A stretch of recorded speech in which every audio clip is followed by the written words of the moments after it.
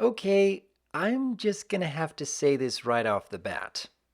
The more I think about Daring Do and how she coexists with all the other elements in the world of Equestria, the more it makes my brain hurt. I mean, the writers have come up with some serious leaps in logic with Daring Do before, but now they're trying to claim that some parts of Equestria are huge fans of A.K. Yearling's work and believe that all her stories are works of fiction. While further south in Equestria, there are places that know all about Daring Do as a real pony, yet have never heard of A.K. Yearling or any of her books? I'm sorry, but am I the only one that's having a hard time taking that seriously? Although, I suppose I should remind myself that all the Daring Do stories are supposed to be over the top in some way, and the audience should have some suspension of disbelief in order to enjoy them. It's just more difficult for me to switch my brain off when I keep questioning the leaps in logic. At any rate, Daring Done starts off with the news of A.K. Yearling announcing her retirement. Apparently, some of her adventuring had caused some unintentional damages along the way, causing A.K. to start questioning her purposes as an adventurer. Now, this was genuinely intriguing. A hero struggling with the consequences of her actions, regardless of the good she was accomplishing in the process. And the way they resolved it in the end showed a genuine care for those who had lost out, whether directly or indirectly. A lesson that a character like Rainbow Dash really should take to heart given some of her past actions. Anyone else remember how much damage she caused in Tanks for the Memories? I'm also a big fan of Somnambula's story. Not only are we getting another tie-in with the Legends of Magic comic series, not only are we again expanding further upon the lore of ancient Equestria, but it's actually a fair tie-in with the main story about holding on to hope even in the face of great struggle. Now, I say fair tie-in because parts of this episode don't seem to mesh all that well together.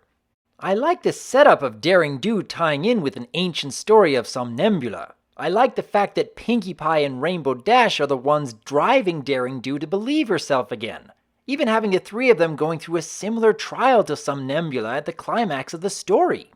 But it is not hard to see who's really behind everything from a mile away.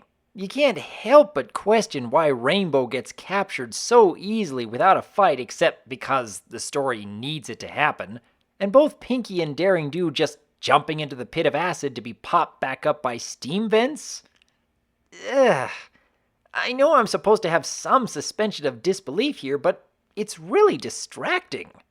I can't help but feel like there could have been some kind of bridge that you couldn't see instead, as that would tie in far better with the theme of hope and belief. Think of that scene from Indiana Jones and the Last Crusade where it really was a leap of faith, and given that it was Pinkie Pie encouraging Daring Do to believe in herself, it would have fit so nicely here. It could have been connected with the ancient legend since Somnambula was blindfolded at the time and never saw her own hooves walking across the bridge herself, so it could have been some magical illusion thought up by the Sphinx. I mean, wouldn't that have been a better way to end the story than hopping across some steam vents that were never properly set up earlier in the episode? I don't know. I guess I'm overthinking things again. I just can't help but consider that with perhaps one or two more rewrites, Daring Done could have been a really good episode all the way from start to finish. And right now, it's very back and forth. A lot of really interesting ideas, some clever character moments, a well-timed tie-in with the comics, but bringing all these elements together was only partially successful in my opinion. Still, I think it is better to have an episode with a lot of good elements intermixed with some rather questionable elements instead of an episode that was just meh all the way through.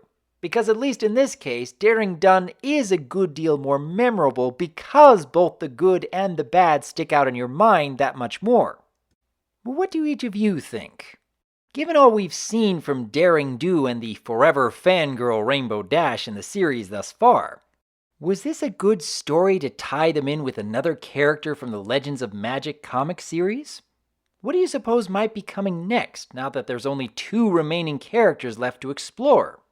I would like to hear your thoughts on Daring Done, and here's looking forward to even more ancient lore from the world of Equestria. I am Dr. Wolf, and I look forward to hearing from you.